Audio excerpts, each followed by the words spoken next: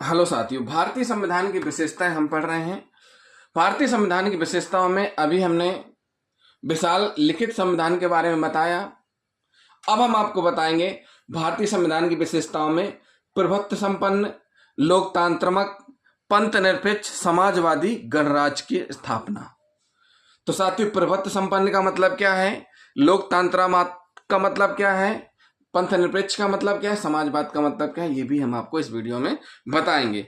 भारतीय संविधान की प्रस्तावना के अनुसार, जो भारत की संविधान है उसकी प्रस्तावना के अनुसार संविधान का उद्देश्य भारत में प्रभुत्व संपन्न, लोकतांत्रात्मक गणराज्य की स्थापना करना है। संविधान का क्या उद्देश्य है?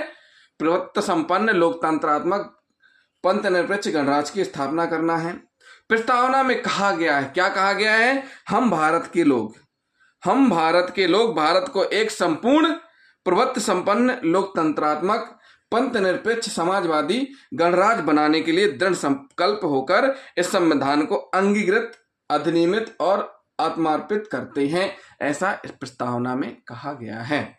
तो आज हम आपको बताएंगे प्रभुत्व संपन्न का मतलब क्या होता है। प्रभुत्व संपन्न का मतलब होता है कि एक ऐसा राज्य, प्रभुत्व संपन्न राज्य ऐसा राज्य होता है जिसमें कि बाह्य नियंत्रण नहीं होता है, मतलब बाह्य नियंत्रण से सर्वथा मुक्त होता है। इसमें किसी भी देश दूसरे देश का नियंत्रण नहीं होता है, अपनी आंतरिक तथा विदेश नीतियों को स्वयं निर्धारित करता है। एक ऐसा देश जिस पर बाहर का नियंत्रण नहीं है, अपने देश की अंदर की व्यवस्थाएं, आंतरिक नीतियां और बाहर विदेश नीतियों को वह स्वतंत्रता पूर्वक अपनी इच्छा अनुसार नियंत्रित करता है, निर्धारित करता है। तो ऐसे देश को प्रभुत्व संपन्न राज्य या प्रभुत्व संपन्न देश कहा जाता है। इस संबंध में भारत पूर्णतः स्वतंत्र है। भारत क्या है? पूर्णतः स्वतंत्र है। भारत की सरकार आंतरिक तथा बाह्य मामलों में, आंतरिक यानी देश के अंदर की नीतियां हो या बाहर यानी विदेश नीतियां हो, अपनी इच्छा अनुसार आचरण करने के लिए पूर्णतः स्वतंत्र है, यानी पूरी तरीके से स्वतंत्र है। किसी का दबाव नहीं है, किसी का नियंत्रण नहीं है। यह संप्रभुता किसी विदेशी सत्ता में नहीं है। यह संप्रभुता किसी विदेशी सत्ता में नहीं है, अपितु भारत की जनता में निहित है। और यह किस में निहित है? भारत की जनता में निहित है। किसी दूसरी देश की सरकार या दूसरे देश की में यह नियत नहीं है। क्या नियत नहीं है? किसी विदेशी सत्ता में ऐसा नहीं है कि वह भारत में आकर के भारत की आंतरिक नीतियों और बाह्य नीतियों का निर्धारण करे, ऐसा नहीं है। स्वतंत्रता प्राप्ति के बाद भी भारत राष्ट्रमंडल, कॉमनवेल्थ और संयुक्त राष्ट्र संघ यूएनओ का एक सदस्य है।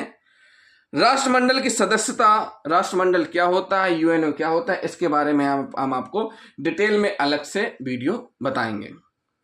राष्ट्रमंडल की सदस्यता की कुछ लोगों ने आलोचना की है। जो राष्ट्रमंडल सदस्य बना भारत, तो उसकी कुछ लोगों ने आलोचना की है। इससे भारत की संप्रभुता पर विपरीत प्रभाव पड़ता है और भारत को उनकी सदस्यता से अपने को पृथक कर लेना चाहिए। कुछ लोगों ने आलोचना करते हुए कहा है कि इससे भारत की जो संप्रभुता है उस पर विपरीत प्रभाव पड़ता है और भारत को उसकी सदस्यता से अपने आप को पृथक कर लेना चाहिए। किंतु यह सदस्यता किसी प्रकार से भारत की संप्रभुता पर कोई विपरीत प्रभाव नहीं डालती है। क्या नहीं डालती है? कोई भी यह सदस्यता भारत की संप्रभुता पर विपरीत प्रभाव नहीं डालती है और ना ही भारत इसके कारण किसी विदेशी शक्ति के अधीन हो जाता है। इस प्रकार से अगर वह राष्ट्रमंडल सदस्य है तो वह किसी भी विदेशी शक्ति के अधीन नहीं हो जाता है सदस्य होने से। भारत ने स्वयं इसकी सदस्यता को स्वीकार किया है अपनी मर्जी से और अपनी इच्छा अनुसार वह सदस्यता को त्याग भी सकता है। चाहे तो वह अपनी इच्छा अनुसार त्याग भी सकता है। क्या कर सकता है? त्याग भी सकता है। कोई राज्य दूसरे देश से मैत्री करने से अपनी स्वतंत्रता खो देता है क्या? मैत्री या संधि का समानता अर्थ पारस्परिक वचनबद्धता से है। अगर किसी देश का दूसरे देश के साथ मित्रता पूर्वक संबंध है या किसी दूसरे देश से व्यापारिक संबंध हैं या इस प्रकार के एक दूसरे से जुड़े हुए हैं, तो इसका मतलब ये नहीं है कि वह अपनी स्वतंत्रता को खो देता है। किसी प्रकार की संधि करके रखी तो इसका मतलब ये नहीं है कि उसने अपनी स्वतंत्रता को खो देता है। प्रभुत्व संपन्न राष्ट्रमंडल राष्ट्रों की यह स्वतंत्र संस्था इस प्रकार की किसी वचनबद्धता से युक्त नहीं है। इसमें किसी प्रकार की कोई कमिटेड वचनबद्धता, प्रॉमिस वगैरह नहीं है। यह अवश्य स्मरण रखना चाहिए कि राष्ट्रमंडल किसी भी प्रकार से सुपर स्टेट नहीं है। क्या नहीं है? सुपर स्टेट नहीं है। हम लोगों ने सम्राट को स्वतंत्र संस्था का प्रतीकात्मक प्रधान माना है, किंतु सम्राट का इसमें कोई कृत्य संबंध नहीं है। इसमें कोई कृत्य संबंध नहीं है। जहां तक भारतीय संविधान का प्रश्न है, सम्राट का उसमें कोई स्थान नहीं है और हम उसके प्रति निष्ठा के लिए बाध्य नहीं हैं। तो साथियों, ये हुआ प्रभुत्व संपन्न का मतलब। प्रभुत्व संपन्न का मतलब हमने आपको समझा दिया। अब हम आपको बताएंगे लोकतंत्रात्मक का मतलब क्या होता है। लोकतंत्रात्मक का मतलब होता है कि ऐसी सरकार, लोकतंत्रात्मक शब्द का तात्पर्य ऐसी सरकार से जिसका समूचा प्राधिकार जनता में निहित होते हैं, यानी सारी शक्ति किसमें है? जनता में निहित होती है, और जो जनता के लिए तथा जनता द्वारा स्थापित की जाती है। देश का प्रशासन सीधे जनता द्वारा निर्वाचित प्रतिनिधियों द्वारा किया जाता है। जो देश का प्रशासन है, किसके द्वारा किया जाता है? जनता द्वारा चुने हुए कैंडिडेटों के द्वारा किया जाता है। ये प्रतिनिधि अपनी प्रशासकीय कार्यों के लिए जनता के प्रति उत्तरदायी होते हैं। जो प्रतिनिधि चुन के आते हैं वो किसके प्रति उत्तरदायी होते हैं? जनता के प्रति उत्तरदायी होते हैं। प्रत्येक 5 वर्ष के बाद जनता नए प्रतिनिधियों को निर्वाचित करती है। हर साल चुनाव होते हैं, हर 5 वर्ष में, और हर साल चुनाव होते हैं, चुनकर आते हैं प्रत्याशी, जनता चुनती है। तो जनता क्या करती है? हर 5 वर्ष में नए प्रतिनिधियों को निर्वाचित करती है। इसी उद्देश्य के लिए संविधान प्रत्येक वयस्क नागरिक को मताधिकार प्रदान करता है। क्या करता है? वोट डालने का अधिकार प्रदान करता है। लोकतंत्रात्मक सरकार के निर्माण के लिए मताधिकार आवश्यक है। मताधिकार का सही प्रयोग करने के लिए क्या जरूरी है? सभी नागरिकों को शिक्षित होना आवश्यक है। ऐसी लोकतंत्रात्मक सरकार का परम कर्तव्य समानता, न्याय, स्वतंत्रता तथा बंधुत्व की भावना का सृजन करके एक कल्याणकारी राज्य की स्थापना करना है। ऐसी लोकतंत्रात्मक जो सरकार है उसका क्या कर्तव्य है? कि समानता रहे, किसी प्रकार का भेदभाव ना हो, सभी को न्याय मिले, सभी स्वतंत्र रहें, अपनी इच्छा अनुसार जी सके, तथा बंधुत्व की भावना यानी एक दूसरे के प्रति सौहार्द तथा प्रेम की भावना का सृजन करके एक कल्याणकारी राज्य की स्थापना करना है। भारतीय संविधान यानी हमारे संविधान की प्रस्तावना भी इसी उद्देश्य की प्राप्ति का आह्वान करती है। तो साथियों, ये हमने आपको लोकतंत्रात्मक बता दिया। अब हम आपको बताएंगे पंथ निरपेक्ष क्या होता है। पंथ निरपेक्ष का मतलब क्या है? तो पंथ निरपेक्ष शब्दावली को संविधान के 42 में संविधान संशोधन द्वारा जोड़ा गया और 42वां संविधान संशोधन 1976 में स्वर्ण सिंह समिति की सिफारिश पर किया गया था। पंथ निरपेक्ष का तात्पर्य ऐसे राष्ट्र से है जो किसी विशेष धर्म को राजधर्म के रूप में मान्यता नहीं प्रदान करता। क्या नहीं करता? किसी विशेष धर्म को मान्यता प्रदान नहीं करता है राजधर्म के रूप में।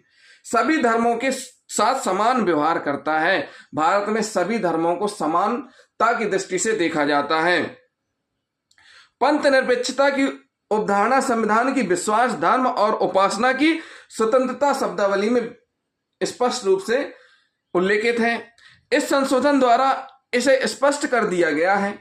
संविधान में पंथ निरपेक्ष शब्दों को अभिव्यक्त रूप से उल्लेखित नहीं किया गया, तथापि इस बाबत कोई संदेश नहीं हो सकता कि हमारे संविधान निर्माता ऐसा राज्य स्थापित करना चाहते थे। तदनुसार ही संविधान में अनुच्छेद 25 से 28 तक के उपबंध शामिल किए गए हैं।